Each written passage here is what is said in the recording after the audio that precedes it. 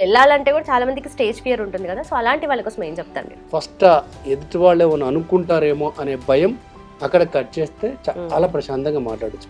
Okay. జనరల్గా వెళ్ళగానే వామ్మో ఇంతమందితో నేను మాట్లాడాలా అనేది ఫియర్. ఇంతమందికి నా అభిప్రాయం చెప్పే అవకాశం ఒకటి వచ్చింది, ప్రూవ్ చేసుకుని తీయరా. ఒక్కసారి ఇలా ఆలోచించ, వీళ్ళంతా నా ఇంకా చూస్తున్నారు, ఇప్పుడు నేను ఏం మాట్లాడాలనుకుంటే మొత్తం కొలాప్స్. స్టేజ్ ఫియర్ ఉంది అంటే అది ఇక్కడ ఉంది, స్టేజ్లో లేదు, కాళ్ళలో లేదు, ఎదుర్కోవడం లేదు, ఇక్కడ ఉంది. అది తీసేయండి, అద్భుతంగా మాట్లాడతారు. Welcome to I dream. నా పేరు Lumbini. Public speaking is an art. ఆ ఆర్ట్ అచీవ్ చేయాలి అంటే చాలా టిప్స్ అండ్ ట్రిక్స్ డెఫినెట్లీ ఉంటాయి. ఎందుకంటే పబ్లిక్లో మాట్లాడాలి అంటే ఆ భయం పెరుకు చాలా మందికి ఉంటుంది కదా. సో మాట్లాడే వాళ్ళని చూసి మనం కూడా ఇలా మాట్లాడితే బాగుంటుంది అన్న థాట్ అయితే డెఫినెట్లీ ఉంటుంది కదా. సో అది ఎలా అచీవ్ చేయాలి డిస్కస్ చేద్దాం. ఈ రోజు మనతో పాటు ఉన్నారు public speaking skills trainer and motivational speaker Sundar Khandavalli garu. ఆయనతో మాట్లాడదాం. సో ఆయన ఎక్స్పీరియన్స్ డెఫినెట్లీ మనకు హెల్ప్ అవబోతుంది. Hello sir, how are you? I'm good. So first of all, public speaking, that too stage మీద వెళ్ళి మాట్లాడాలి అంటే, స్టేజ్ మీద వెళ్ళి మాట్లాడాలి అన్న ఆ ఇచ్చింగ్ ఉంటుంది డెఫినెట్లీ. కాకపోతే వెళ్ళిన తర్వాత ఫియర్, అసలు వెళ్ళాలంటే కూడా చాలా మందికి స్టేజ్ ఫియర్ ఉంటుంది కదా, సో అలాంటి వాళ్ళ కోసం ఏం చెప్తారు మీరు? కోర్ క్వశ్చన్ మీరు అడుగుతుంది. జనరల్గా పబ్లిక్ స్పీకింగ్ అనేది ప్రతి ఒక్కరికి వాళ్ళ ప్రొఫెషన్ ఎక్కడ కూడా అవసరం అవుతూ ఉంటుంది, ఇర్రెస్పెక్ట్ ఆఫ్ ప్రొఫెషన్స్. ఒకప్పుడు ఏంటంటే వాళ్ళ జాబ్ చేసుకుంటే సరిపోయేది. ఇప్పుడు అందరితో మాట్లాడారు, టీం వర్క్ అనేది ఇంపార్టెంట్. వాళ్ళు ఏం చేస్తున్నారు, ఏం చేయబోతున్నారు, ఏం ఎక్స్పెక్ట్ చేస్తున్నారు అనేది ఖచ్చితంగా మాట్లాడాల్సిందే. సో ఇది ఆర్గనైజేషనల్గా చూస్తే, ఇంకా పబ్లిక్లో ఓపెన్ పబ్లిక్తో మాట్లాడడం అనేది నెక్స్ట్ లెవెల్. అది యాక్చువల్లీ అక్కడైనా ఇక్కడైనా చాలామంది ఏంటంటే స్టేజ్ ఫియర్ అనేది చాలా చాలా భయంకరం. అసలు మీరు చెప్పేటప్పుడు కూడా స్టేజ్ ఫియర్ ఆ ఎక్స్ప్రెషనే, స్టేజ్ మీకు నేను మాట్లాడాలి ఆ ఫీల్ అనేది ఉంటుంది కదా, అదే ఆపేస్తుంది ఫస్ట్. ప్రపంచవ్యాప్తంగా బ్రతుకున్న ప్రతి ఒక్కడు, మనిషి అన్నవాడు ప్రతి ఒక్కడు భయపడేది ఒకటి ఉంది. ఏంటో చెప్పగలరా? అంటే జనరల్గా ఎవరికైనా చావు అంటే భయం. ఫస్ట్ ప్లేస్లో అది ఉంది. ఇలాగ మొన్న ఒక ఆయన అడిగితే అందరు భయపడేది ఏంటంటే మా వైఫ్ అండి అన్న. అంటే మేబీ కొంతమందికి వాళ్ళ భార్య అంటే, భర్త అంటే భయం ఉండొచ్చు, కానీ ఫస్ట్ ప్లేస్లో అయితే మాత్రం చావు అనేది ఉంది. సెకండ్ ప్లేస్లో విచిత్రంగా సెకండ్ ప్లేస్లో ఏముందంటే స్టేజ్ ఫియర్ ఉంది.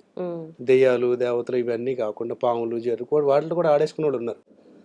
చావు అంటే భయపడటంలో ఒక అర్థం ఉంది, ఖచ్చితంగా ఎవరికైనా ఉంటుంది ఖచ్చితంగా. ఎందుకంటే చావు అనేది తెలియదు కాబట్టి ఒక భయం. ప్రమాదాలు అంటే భయపడ్డాం, జంతువులు అంటే భయపడ్డాం, లేకపోతే చీకటి అంటే భయపడ్డాం, ఎందుకంటే నెక్స్ట్ ఏముందో కనపడట్లేదు కాబట్టి. దెయ్యాలు అంటే అది మన ఇమాజినేషన్, భయపడ్డాం. ఇవన్నీ వీటి వల్ల ఏదైనా హాని ఉంది అనే దాంట్లో ఒక అర్థం ఉంది. నాకు ఇప్పటికీ అర్థం కాదు ఏంటంటే స్టేజ్ ఫియర్ ఎందుకు అసలు? మీరేమైనా ప్రమాదం పాలు అయిపోతున్నారా? ఇప్పుడు నెక్స్ట్ క్వశ్చన్ ఏంటంటే, నా గురించి ఏమైనా అనుకుంటారేమో, నేను సరిగ్గా మాట్లాడలేకపోతే ఇంతమంది ముందు నా పరువు పోతుంది. ఇప్పటివరకు నా మీద ఒక ఎక్స్పెక్టేషన్ ఉంది జనాలకి, ఒక కాన్షియస్ ఫీలింగ్ ఉంటుంది నా మీద ఈ ఎక్స్పెక్టేషన్ ఉంది కదా, నేను అది రీచ్ కాకపోతే ఖచ్చితంగా నా గురించి చాలా తక్కువగా అనుకుంటారు. ఇంకేముంది, నా పరువు, ఇజ్జత్ అన్నీ పోతుంది. వాస్తవం ప్రాక్టికల్గా ఆలోచిస్తే ఇవాళ సగటు మానవుడు, ఆయన తీసుకున్న ఆ వ్యక్తి మేల్ ఆర్ ఫీమేల్ తీసుకున్న సెల్ఫీలు మళ్ళీ చూసుకునే టైం చాలా తక్కువ. ఓకే కదా. ఇంకా మీరు చెప్పిన దాన్ని గుర్తుపెట్టుకొని, అందులో చిన్న చిన్న పొరపాట్లు ఉంటే దాన్ని కూడా గుర్తుపెట్టుకొని డిస్కస్ చేసేంత ఖాళీ ఎవ్వరికీ లేదు. ఫస్ట్ ఎదుటి వాళ్ళు ఏమైనా అనుకుంటారేమో అనే భయం అక్కడ కట్ చేస్తే చాలా ప్రశాంతంగా మాట్లాడచ్చు. ఎవడ ఎక్స్పెక్టేషన్స్ ఆడుకుంటాయి, ఆ ఎక్స్పెక్టేషన్ పెట్టుకున్నాడు ఎక్కడికి వచ్చి మాట్లాడమంటే మాట్లాడలేకపోవచ్చు. నెంబర్ 2, ఒకవేళ మీరు నిజంగా తడబడ్డారు మాట్లాడేటప్పుడు, లేదా కొంచెం ఇది కరెక్ట్ చేసుకోవచ్చు, సారీ అది ఆ లెక్క కాదు ఈ లెక్క అని చెప్పేసుకోవచ్చు. మహామహులే తడబడిన సందర్భాలు ఉన్నాయి. 2, ఎవరైనా నిజంగా అద్భుతంగా మాట్లాడడం వచ్చిన వాళ్ళు ఉంటే, మీ స్పీచ్ వింటే లేదా చూస్తే వాళ్ళు కామెంట్ చేయరు, కరెక్ట్ చేస్తారు. కామెంట్ ఎవరు చేస్తాడు? రానుడే చేస్తాడు.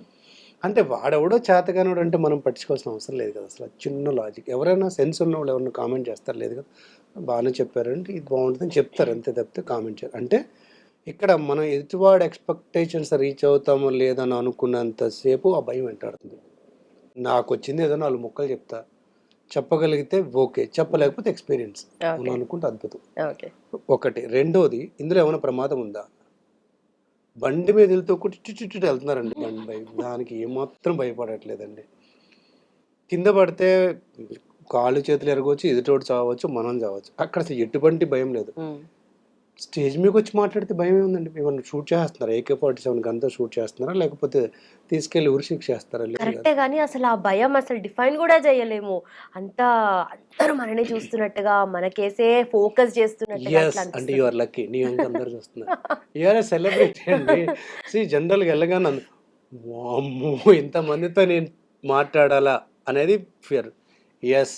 ఇంతమందికి నా అభిప్రాయం చెప్పే అవకాశం ఒకటొచ్చింది. ప్రూవ్ చేసుకొని తీరాలి. హ్మ్. ఒక్కసారి ఇలా ఆలోచించండి. వీళ్ళంతా నా వెనకే చూస్తున్నారు. ఇప్పుడు నేనేం మాట్లాడాలనుకుంటే మొత్తం కొలాప్స్. ఇంతమందికి నా అభిప్రాయాన్ని స్పష్టంగా చెప్పే ఒక అవకాశం వచ్చింది. నేను ప్రయత్నిస్తున్నాను. ఒకవేళ అనుకున్నది చెప్పలేకపోతే ఎక్కడ మిస్ అయిద్దో నాకు నెక్స్ట్ టైమ్‌కి మంచి ఇదొక ప్లాట్‌ఫార్మ్, నేర్చుకోవడానికి ఒక ప్లాట్‌ఫార్మ్ అనుకున్నానికి భయం ఉండదు.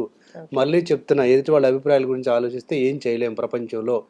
ఏం చేసినా అనేవాడు ఒకడు ఉండనే ఉంటాడు. మీకు తెలిసినే ఉంటది. ఏ విషయం ఖాళీగా కూర్చుంటే ఈడు ఖాళీగా ఉండడంటారు. పని చేస్తున్నోడికి పని ఎక్కువ వేగంగా ఉంటారు. డబ్బులు సంపాదిస్తే ఈడు డబ్బులు మనిషి అంటాడు. డబ్బు సంపాదించి అసలు పేరు పెట్టోడు పెడతనే ఉంటాడండి. వాడికి అదొక్కటే పని.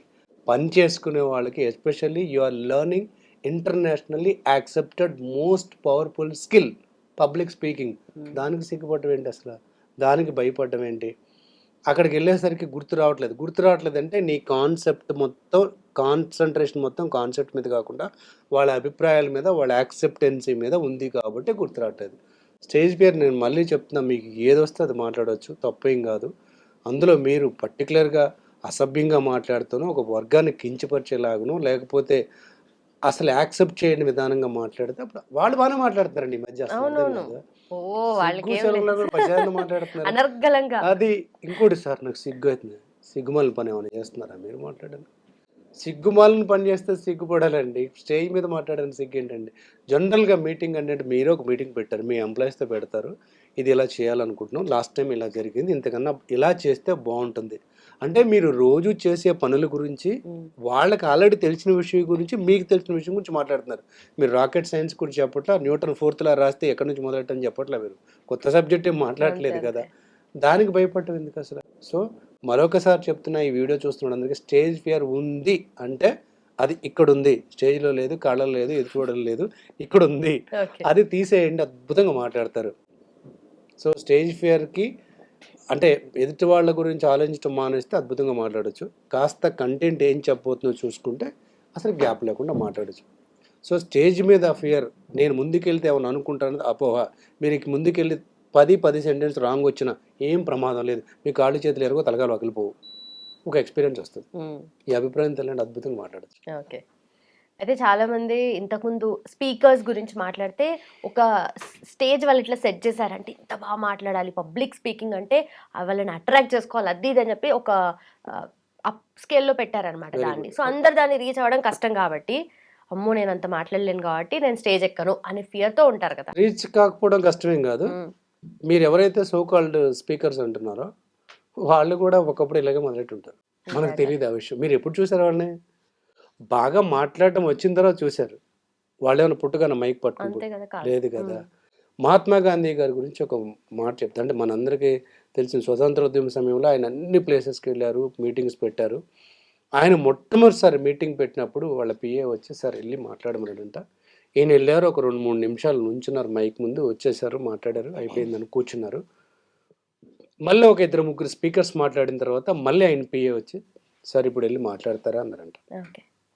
అదేంటి ఇందాక నేను ఆల్రెడీ స్పీచ్ అంటే లేదు సార్ మీరు మాట్లాడలేదు. అక్కడ నుంచున్నారు. మీరు మాట్లాడారని అనుకున్నారు. మీ కాళ్ళు వణికిపోయి పెదాలు ఆహ్, ఆహ్, ఆ వాయిసే బయటికి రాలేదు. మీ పరిస్థితిని గమనించి ఇంకొక ఇద్దరిని బాగా మాట్లాడాలని పెట్టాము. ఇప్పుడు మాట్లాడండి అంటే, ఈ దేశం మొత్తానికి తెలిసేంత విధంగా ప్రచారం చేసిన మన మహాత్మా గాంధీ గారికి అసలు తడబాటు తప్పలేదు. మనకి ఇప్పుడు నేను తడబడ్డాను చూడండి వస్తది. సో, అసలు అది మీరు ఎవరైతే సో కాల్డ్ స్పీకర్స్ అంటున్నారో వాళ్ళందరూ కూడా ఒకప్పుడు జీరో లెవెల్ నుంచి వచ్చిన వాళ్ళే. ఓకే. ఒక వ్యక్తి స్టార్ట్ చేసిన వాళ్ళే. వాళ్ళు కూడా తడబాటు ఉండొచ్చు. వాళ్ళు కూడా పొరపాటు ఉండొచ్చు. వాళ్ళు కూడా ఏం చెప్పలేక ఆగిపోయి ఉండొచ్చు. వాటిని అధిగమించే విధంగా ప్రయత్నం చేశారు. అంతేగాని అక్కడ ఆగిపోయి ఉంటే అమ్మో! ఇంకెప్పుడు మాట్లాడకూడదు. మొన్న ఒక ఆయన అన్నాడు, వామ్మో! సార్ నేను మా ఊర్లో ప్రోగ్రామ్ చేయంటే రూ. 1,00,00,000 ఖర్చు పెడతా. స్టేజ్ మీదకి రమ్మంటే రాను అసలు. రాను. రాను. ఓకే. సార్ మొన్న ఇలాగే వచ్చిందండి. నేను ఒక మీటింగ్‌కెళ్ళాను. నేనే స్పాన్సర్ చేసే ఖర్చు అంతా నేనే పెట్టుకున్నా, కానీ స్టేజ్ మీదకి పిలుస్తారని భయం వేసి ఫోన్ పట్టుకొని హలో సుబ్రావ్ అనుకుంటే వెళ్ళిపోయాను. అది పరిస్థితి. అసలు ఏం అవసరం లేదు. సో పుట్టగానే ఎవరో స్పీకర్స్ కాదు. Free gift. మాట్లాడటం అనేది ఫ్రీ గిఫ్ట్, వాడటం అనేది ఆర్ట్. మీరు ఇంట్రడక్షన్లో చెప్పారు, మాట్లాడటం అనేది ఫ్రీ గిఫ్ట్. మీకు, నాకు, బిజినెస్ మ్యాన్కి, పొలిటీషియన్స్కి, పోకరి ఎవరికి అందరికీ ఫ్రీ గిఫ్ట్. దాన్ని ఎలా వాడుతున్నాం అనేది గిఫ్ట్ అంతే. ఓకే, ఆ వాడటం వస్తే అవుతుంది. సో మీరు ఏ స్పీకర్ కూడా పుట్టుకతోనే రాలేదు. మొదలెడుతూ ఉంటే ఒక స్థాయికి వెళ్ళేసరికి అర్థమవుతుంది, ఇలా చెప్పవచ్చు, ఇలా చెప్పకూడదు, ఈ సందర్భాన్ని బట్టి చెప్పాలి, ఈ సందర్భానికి ఇది యాప్ట్ అవుతుంది, ఈ బాడీ లాంగ్వేజ్ వాడాలి, ఈ వాయిస్ వాడాలి. ఇవన్నీ లేటర్ ఆన్. ఫస్ట్ నేను మాట్లాడడానికి వెళ్తున్నా, నేను మాట్లాడగలను, ఒకవేళ కొంచెమే మాట్లాడినా దాన్ని నేను తీసుకోగలను. ఈ 3 మాటలు అనుకో స్టేజ్ మీకు వెళ్తే ఎవరైనా మాట్లాడచ్చు. Done sir, thank you so much. చూసారు కదా, మీకు ఇలాంటి భయాలు ఏమైనా ఉన్నాయా? డెఫినెట్లీ ఆయన హెల్ప్ అయితే మీకు కావాల్సిందే. కింద మెన్షన్ చేసిన నెంబర్కి కాల్ చేయండి. Thank you so much for watching. Keep watching iDream. And for more videos, Please subscribe to iDream. Please subscribe to iDream. Please subscribe iDream. And please subscribe to iDream. For more videos, subscribe to iDream. please like, share and subscribe to the channel. Congratulations, iDream. subscribe to iDream. Subscribe to iDream. So subscribe to iDream Media. iDream ki iDream team అందరికి huge congratulations. Please subscribe iDream Media. Please subscribe to iDream. Subscribe iDream. Please subscribe to iDream.